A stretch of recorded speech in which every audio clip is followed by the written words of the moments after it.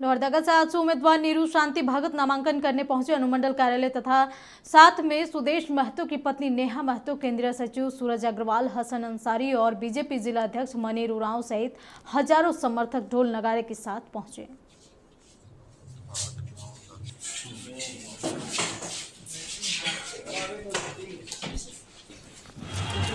राजनीति के मैदान में मेरा पहला कदम नहीं है। मैं बच्चों से बहुत जुड़ी हुई हूँ, मैं स्पोर्ट्स से बहुत जुड़ी हुई हूँ, सिल्ली से बहुत जुड़ी हुई हूँ।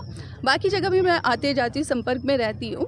आज भैया नहीं होने के का अभाव तो हम सबको है, इसलिए मैं भाभी के साथ रहना चाहती हूँ। मैं चाहती हूँ कि लोहरदगा इलेक्शन में मैं भाभी के साथ रहूँ और अच्छा हो हमारा।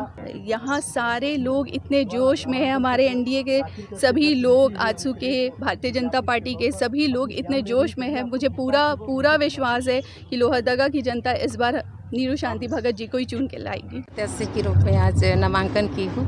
मैं यही कहना चाहती हूँ कि स्वर्गीय कमल किशोर भगत जी का जो सपना है लोहरदगा के विकास के लिए था और अभी रुक गया है उनका विकास, तो मैं वो सब पूरा करने के लिए ही आई हूँ।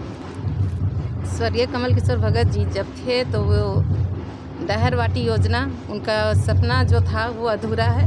मैं वही सपने को लेकर इस चुनाव में आई हूँ।